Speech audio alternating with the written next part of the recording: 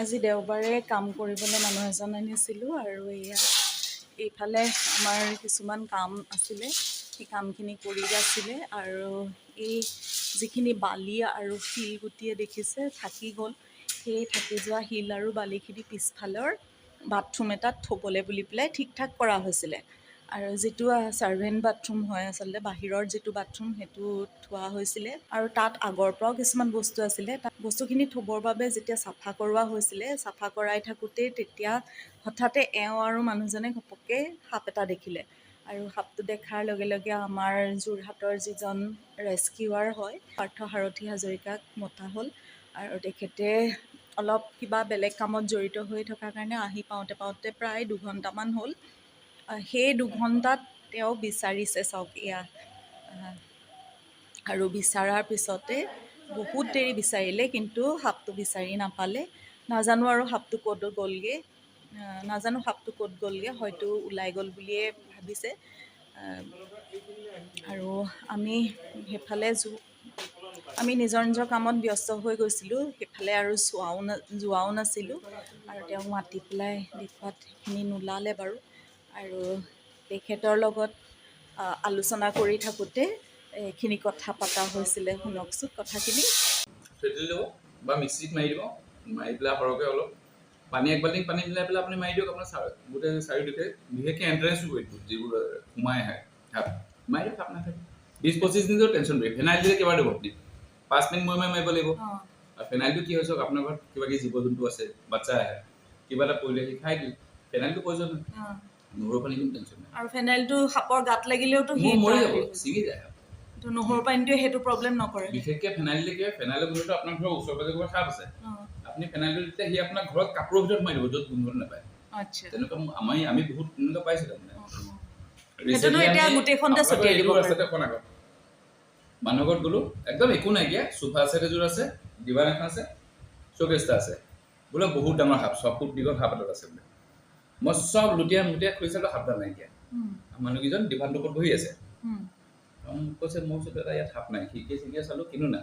বোলে দাদা আমাৰ ঘৰত চব জালি লগাই থৈছে, সাপটো ৰাস্তা নাই। বোলে সাপডাল ক'ত গ'ল?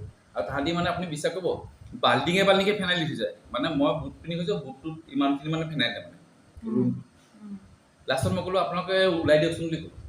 মোক কৈছে কিন্তু মই আপোনালোকে বিছনা নামি দিয়ক। নামি দিছে, বিছনা চাদৰখন দাঙি দিছোঁ, তাত সাপডাল। ভগৱান, গোন্ধটোৰ পৰা বাচিব লাগিব ন, সেই বাচিব গৈ তাহাঁতি য'ত বহি আছে সেই বিছনা চাদৰ তলত সাপডাল সোমাইছে। তেনেকৈ আমি কম্বলৰ ভিতৰত পাইছোঁ, গোটেই ঘৰ চালোঁ সাপ নাইকিয়া।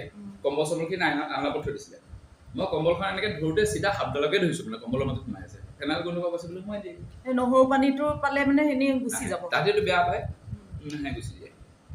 এনেকৈ সোমোৱা নহৰু অলপ থেতালি পেলাই আপুনি এবাৰে দিছে ন, মাহেকত এবাৰ দি থওক, আপোনাৰ সাপে নাই। মানে মাহেকত এবাৰ দিলে 20-25 দিনলৈকেতো কামেই আহে। ফেনাইলততো সেইটো কাম নহ'ব, ফেনাইল খন্তেকীয়া।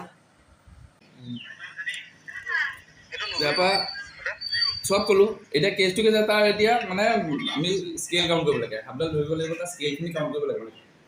সাপৰ এটা স্কেলৰ কাউণ্ট কৰা এটা হেৰি আছে, প্ৰচিডিউৰ আছে।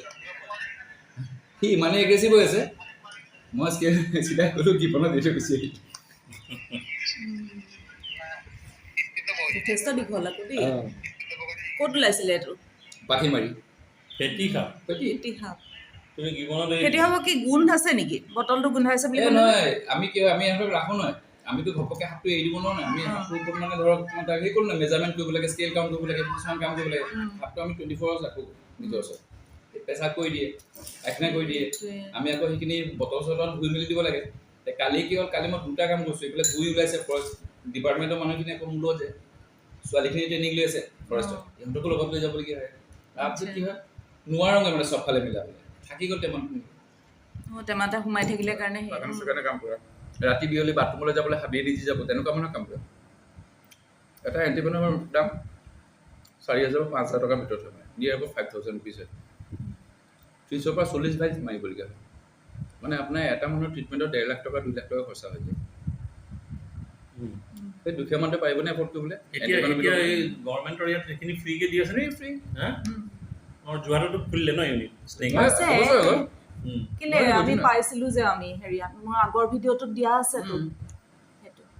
এতিয়া গোটেই কষ্টটো ফ্ৰী মানে ফ্ৰী খালি আইএনএছ যিখিনি ব্লাড টেষ্ট কৰে সেইটো পইচা লয় সেইটো বেলেগ কথা 10 টকা আপোনাৰ টিকেটটো লয় 10 টকা আপুনি টিকেটটো লয় যদি সেইখিনিতো আপোনাৰ দিবই লাগিব আৰু বেড চাৰ্জটো 180 টকা সেইখিনিতো এফৰ্ড কৰিব পাৰে কিন্তু আপুনি এণ্টিভেনম তেনেকৈ এফৰ্ড কৰিব নোৱাৰে সেইটো ফ্ৰী আছে চবেই নোৱাৰিব ন ফলত কি হয় মানুহখিনি গুচি যায় বেজৰ ওচৰলৈ আৰু আমাৰতো যুদ্ধ হৈছে বেজ যেতিয়ালৈকে আমি আমাৰ ভাৰতবৰ্ষ বা আমাৰ অসমৰ মানুহখিনি মনৰ পৰা আমি সেই কুসংস্কাৰখিনি উলিয়াব নোৱাৰো যে সাপে কামুৰিলে নৈ দুটাই দিয়ে সাপে কামুৰিলে বেজৰ ওচৰত যায় সাপে কামুৰিলে টৰ্নিকেট পানী দিয়ে সেইবোৰ এতিয়া এইখিনিতে মই কথা এটা কওঁ দেই হা আগতে সেইটো কৰিছিলে আগতে ডক্টৰ নাছিলে কোনোবা নাছিলে নৈ দুটাই দি যাতে কোনোবাই পালে ট্ৰিটমেণ্ট কৰিব জনা শুনা মানুহে এতিয়া আজি ফেচবুকত এটা পোষ্ট দেখিলোঁ আমাৰ যোৰহাটত মেলেঙত ৰাস্তাৰ কিনাৰতে এজন মানুহ আছে বেজৰ কাম কৰে তেখেতে হেনো মায়াঙৰ পৰা এই বিধিটো শিকি আহিছিলে সাপে খুটিলে বা অন্য কিহবাই কৰি দিলে তেওঁ কেনেকৈ তেওঁ বহুত মানুহক বচাইছে সেইটো মই শুনি হা, দেখিছিলোঁ এতিয়া ভিডিঅ'টো আজি তেওঁ ভিডিঅ'টো দি আছে যে আপোনালোকে যদি মৃত্যু মুখত পৰে ইয়ালৈ আহিব পাৰে জীৱন দান পাব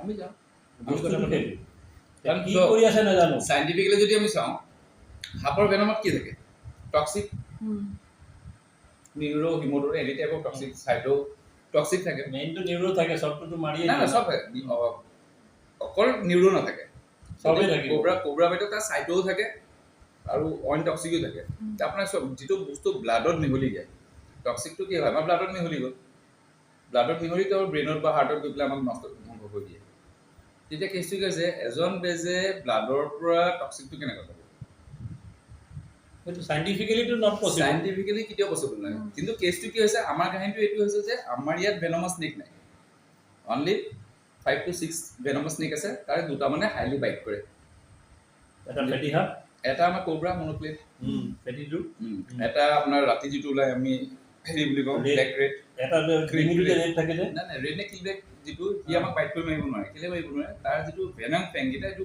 উৰিলে থাকে সি চিউ কৰিব লাগিব সময় চুবাব লাগিব 1 মিনিট পৰা 40 ছেকেণ্ড বা 1 মিনিট চুবাব পাৰিলেহে বিজালি পাৰিব তাৰ এণ্টিভেনমো নাই এণ্টিভেনমতো একোৱেই নাই চাব গ'লে কিন্তু সেইকাৰণে আমি সৰহকৈ মাৰি ৰেড নে কিলবেকটো তাৰমানে সি পুৰা গ্ৰেপছ কৰিব লাগিব তাৰমানে চুবাব পাৰিব লাগিব 40 ছেকেণ্ড বা 1 মিনিট তেতিয়া বিটো আপুনি দিব পাৰিছে আৰু কেছটো কি হয় ৰেড নে কিলবেক ভেনমাছ কাম পয়জনাছ এটাই সাপ আছে যি দুটা বস্তু কেৰি কৰে ভেনম প্লাছ পয়জন তাৰ যিটো ৰঙা অংশটো ডিঙিৰ বেক চাইডৰ যিটো ৰঙা অংশটো আপুনি যদি তাক কেতিয়াবা লাঠিডালে চুই চাই চাব হোৱাইট কালাৰৰ এটা বস্তু ৰিলিজ কৰে বডিৰ পৰা সেইটো হৈছে পয়জন আপুনি এক্সিডেণ্টলি যদি সেইটো চুই পেলাই কিবা খাইছে তেতিয়া পয়জন আৰু ভেনমৰ ডিফাৰেঞ্চটো কি আছে ভেনম আমাৰ নাৰ্ভাছ চিষ্টেম যি আমাক কামুৰিলে আমি মানে যিটো বস্তু আমাক খালে আমি মৰিম আৰু যিটো বস্তু আমি খালেও মৰো সেইটো পয়জন সাপৰ পয়জন নাথাকে সাপৰ ভেনম থাকে কিন্তু ৰেড নে কিলবেকে আকৌ দুটা বস্তু কেৰি কৰে পয়জন কাম ভেনম দুটাই কেৰি কৰে এতিয়া আপুনি মোক কওক এজন বেজে সেই বস্তুটো কেতিয়াও নোৱাৰে আৰু যোৱা বছৰ কি এই বছৰ ফাৰ্ষ্টলৈকে আমাৰ এটা ৰিপৰ্ট আছে যে লোৱাৰ আছামত মৰা মানুহ নৈ দুটাই দিছে ষ্টিল আজি ডেটতো মই সেইদিনা আমাৰ ইয়াত ৰেড নেক কিলবেক এটা দেখিছোঁ কিন্তু ৰেড নেক কিলবেকটো আমাৰ হেবিটেট থাকে আমি যিটো মানুহ থাকিম মানুহ য'ত টাপ চাপ ইটা চিটা থাকে তাক কি হয় আপোনাৰ চুক বেকুলি ভৰাকৈ সৰু আৰু তাহাঁতৰ পচন্দিতা বস্তু হৈছে চুক বেকুলি এইটো আপোনাৰ ঘৰত বোলা হাতী